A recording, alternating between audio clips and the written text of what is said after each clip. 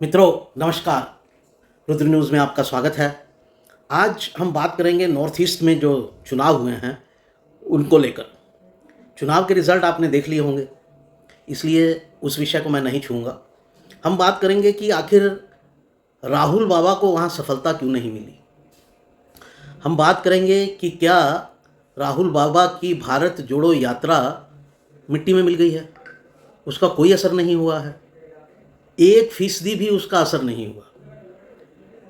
पूर्वोत्तर के 3 राज्यों में चुनाव हुए, त्रिपुरा, नागालैंड और मेघालय।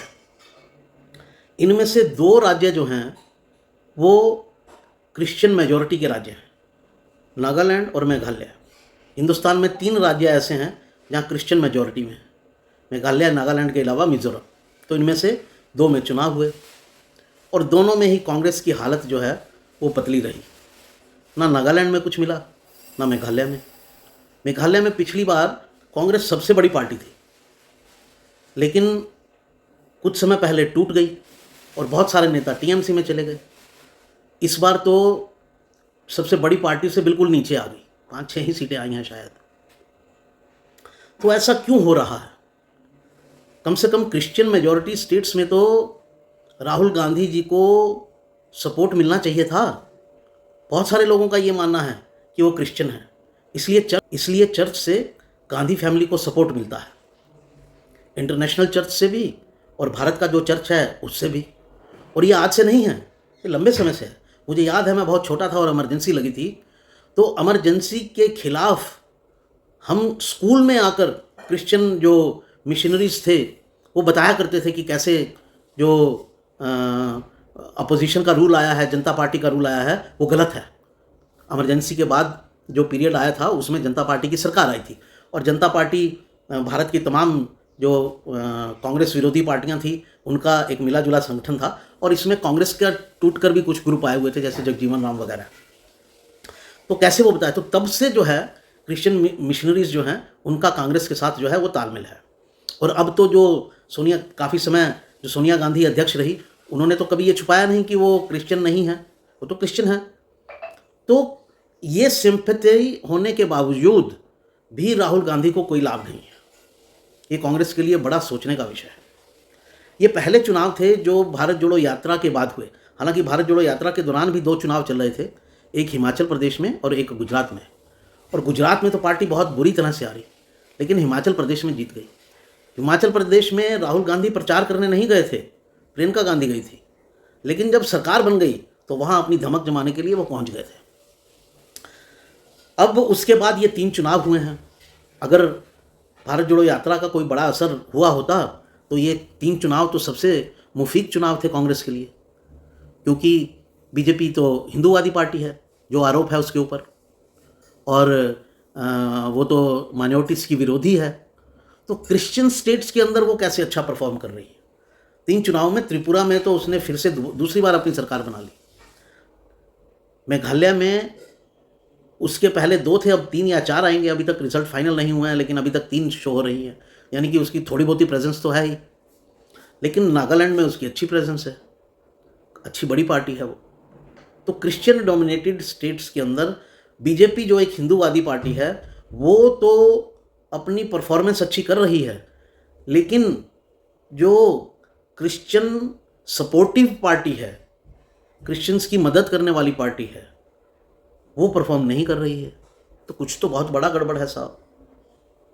ना ही भारत जोड़ो यात्रा का वहाँ कोई असर है।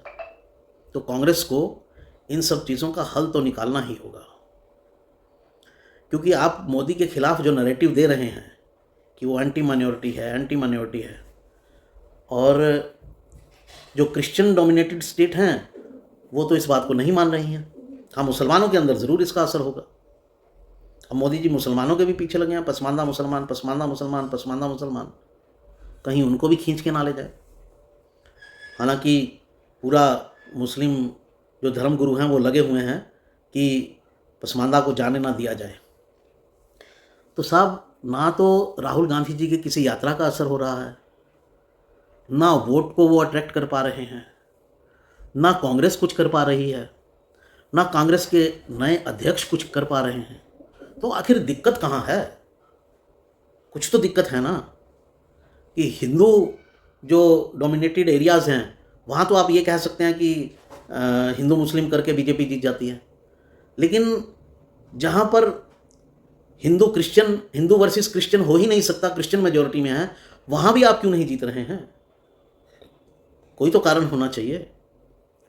इस गुत्थी को कांग्रेस को सुलझाना पड़ेगा। कांग्रेस इस गुत्थी को अगर सुलझा नहीं पाई तो वो 2024 छोड़िए 2029 आगे तक भी नहीं सुलझा पाएगी। ये गुत्थी है क्या? कुछ कारण हो सकते हैं, मैं गिनाता हूं, संभव है ये कारण हो कि कांग्रेस की क्रेडिबिलिटी नहीं बची है। लोग मानते हैं कि ये झूठे हैं, इसलिए इनकी किसी बात पर विश्वास ना किया जाए। पहला कारण ये हो सकता है। दूसरा कारण ये हो सकता है कि कांग्रेस ने जब 2004 से लेकर 2014 तक रूल किया था तो करप्शन के इतने बड़े बड़े केसेस आए थे, इतने बड़े बड़े केसेस आए थे कि जनता उससे भौचंक हो गई थी कि ऐसा भी करप्शन हो सकता है। जो पहले बोफर्स का आरोप लगा था वो 72 करोड़ का था, जहाँ तक मुझे याद पड़ता है, 100 करोड़ से तो नीचे ही था। लेकिन जब 4 से 14 तक के आरोप लगे, वो लाख लाख करोड़ रुपए के आरोप लगे कि इसमें 76,000 करोड़ रुपए का गबन हो गया, इसमें इतने का हो गया। उनमें से कुछ केसेस सिद्ध नहीं हुए, लेकिन कुछ केसेस को सुप्रीम कोर्ट ने डिमोलिश कर दिया था और सीएजी ने डिमोलिश कर दिया था, तो आप अपने आप को डिफेंड नहीं कर पाए। तो ये जो करप्शन का दाग आपके ऊपर लगा हुआ है कि आप एक करप्ट पार्टी हैं, क्या ये एक कारण है? या पिछले दिनों जिस तरह से आपने नेशनल हेराल्ड की ज़मीन हड़प ली और समय समय पर ऐसे मामले आते रहते हैं कि आप देशद्रोहियों से पैसे लेते हैं, जिनको हिंदू पसंद नहीं करता है या जो जाने माने देशद्रोही हैं। कुछ मैं गिनवाता हूँ। जाकिर नायक, घोर हिंदू विरोधी, हिंदू धर्म में मीन मेख निकालने वाले, इस्लाम को बढ़ावा देने वाले, उन्होंने राजीव गांधी फाउंडेशन को पैसे दिए और ये फाउंडेशन जो है वो परिवार के तहत चलती है। समझ रहे हैं ना? तो ये पैसे क्यों लिए? इसका मतलब उन्होंने इनडायरेक्टली परिवार को, गांधी परिवार को ब्राइब किया। दूसरा मामला, आपने सोरोस ने वही बातें कह रहा है और आपके द्वारा जो पुष्ट कंपनियां हैं, मीडिया हाउसेस हैं, जो पुष्ट जिनको आप समर्थन करते हैं, वो पार्टियां जिनको आप समर्थन करते हैं, उनको और वो लोग जो आपकी एडवाइजरी कमेटी के मेंबर हैं, उन लोगों को पैसा कहाँ से मिलता है? सोरस से, इंटरनेशनल संस्थाओं से, जो क्या हैं, जो मोदी विरोधी हैं और वो खुलकर बोलते हैं। तो ये पाप तो आप पर लग ही गया कि आप इंटरनेशनल संस्थाओं से जुड़े हुए हैं। और भारत में जो लेफ्ट लिबरल तथाकथित मीडिया है वो भी उससे पैसा लेता है, तो वो भी जुड़ा हुआ है। एक दो और केसेस भी हैं जिनसे आप लोगों ने पैसे लिए हैं। तो साथियों, क्या ये करप्शन हर कुछ महीने बाद ये मामले निकल कर सामने आ जाते हैं जिसमें नेहरू गांधी परिवार का कोई ना कोई सदस्य शामिल होता है किसी ना किसी तरह की गड़बड़ी में, जिसमें प्रियंका गांधी के हस्बैंड भी हैं, रॉबर्ट वाड्रा। उन्होंने ज़मीन ली राजस्थान में और हरियाणा में और उसको फिर आगे बेच दिया कुछ दिनों में बिना पैसे के। जब उन्होंने प्रियंका गांधी से शादी की थी तो उनकी जेब खाली थी, आज वो करोड़ों रुपए, अरबों रुपयों के मालिक हैं। तो एकदम से ये पैसा कहाँ से आ गया? तो इशू क्रेडिबिलिटी और करप्शन का है। और तीसरा इशू जो मुझे नज़र आता है वो ये है कि राहुल गांधी, और मैं ये टीवी पर एक दिन एक डिबेट हो रही थी जिसमें एक बच्चा कह रहा था कि राहुल गांधी से क्या प्रॉब्लम है। जब ये सवाल आया तो बोले वो मैच्योर नज़र नहीं आते, उनकी स्टेटमेंट मैच्योर नहीं होती। तो एक मुद्दा ये हो सकता है। आपने अभी कोशिश की कि पार्टी का अध्यक्ष जो है वो नॉन गांधी नेहरू फैमिली से बनाया जाए और उसको इनडायरेक्टली हैंडल किया जाए, आपने वो भी करके देख लिया, उसका भी कुछ असर नहीं हुआ। एक मुद्दा ये हो सकता है। तो ये तो कुछ मुद्दे हैं जो आम जनता की नज़र में हैं, हमारे जैसे लोगों की नज़र में हैं। लेकिन अंदर की क्या कोई और गुत्थी है, उसे तो आपको देखना पड़ेगा, उसे तो आपको सुलटाना पड़ेगा। एक मुद्दा और बताता हूँ। कांग्रेस में जो आइडियोलॉजिकल कन्फ्यूज़न है कांग्रेस को ये नहीं मालूम है कि कौन सा रास्ता पकड़ना है। एक रास्ता है जिसको वो सेकुलर कहते हैं, लेकिन दरअसल वो सेकुलर है नहीं, वो मुस्लिम परस्त है, क्योंकि बार बार उनकी मुस्लिम परस्ती जो है वो सामने आ जाती है। मनमोहन सिंह का ये बयान सदा सदा के लिए लिखा जा चुका है कि इस देश के संसाधनों पर पहला हक मुसलमानों का है। क्यों भाई? दलितों का क्यों नहीं है? वंचितों का क्यों नहीं है? दूसरे लोगों का क्यों नहीं है? आपके वोट बैंक हैं, इसलिए पहला हक भी उन्हीं का है। शाहबानो का केस सुप्रीम कोर्ट ने फैसला दिया, आपने उसको पलट दिया। तो बार बार आप अपनी मुस्लिम परस्ती दिखाते हैं और हर जगह दिखाते हैं। आपका प्रॉब्लम यह है, आप उससे दूर नहीं हो सकते, लेकिन आप मुस्लिम परस्ती दिखाते हैं तो उसका एक स्ट्रांग रिएक्शन है। जितने मुसलमानों के वोट आज की तारीख में हैं, उतने ही वोट कट्टर हिंदूवादियों के हैं। आप जब भी मुस्लिम परस्ती करेंगे, उतना कट्टर हिंदूवादी वोट जो है उसके अगेंस्ट वोट डालेगा। कट्टर हिंदूवादी वोट 100% प्रभावित होता है और नॉर्मल हिंदू जो है वो 50% प्रभावित हो जाता है। तो आपके लिए तो वो घाटे का सौदा हो गया। तो एक कारण ये भी हो सकता है। तो आपकी सेकुलर पॉलिसी जो है वो आपको आइडियोलॉजिकल कन्फ्यूज़न की तरफ ले जा रही है। इसका इशारा कांग्रेस में, इशारा क्या, बाकायदा एक रिपोर्ट दी गई। ए के एंथनी ने रिपोर्ट दी, कांग्रेस के 4 से 14 तक की सरकार में रक्षा मंत्री थे। उन्होंने कहा कि आप इस देश में हिंदू विरोधी होकर सत्ता में नहीं आ सकते, और आप पर यह आरोप है कि आप हिंदू विरोधी हैं, और ये जनता को जम गया है। अब आप उसको निकाल नहीं पा रहे हैं। आप कोई रिस्क नहीं लेना चाहते कि आपका एक भी मुस्लिम वोट इधर से उधर चला जाए। तो एक कारण ये हो सकता है, ये भी एक बहुत बड़ा कारण है। तो आपको कहाँ, और फिर आपके नेता, उनको कन्फ्यूज़न ही कन्फ्यूज़न है।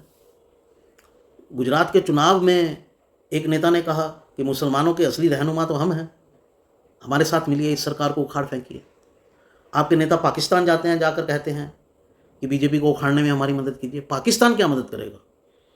मतलब अगर आप पाकिस्तान से मदद मांग रहे हैं तो इनडायरेक्टली आप आईएसआई से मदद मांग रहे हैं कि भैया कुछ ऐसा चक्कर चलाओ जो तुम बड़े चक्कर चलाते हो कि हमारी सरकार आ जाए। समझ रहे हैं? आपके समय में आतंकवाद इतना बढ़ जाता है, आप 370 को हटाने का विरोध करते हैं।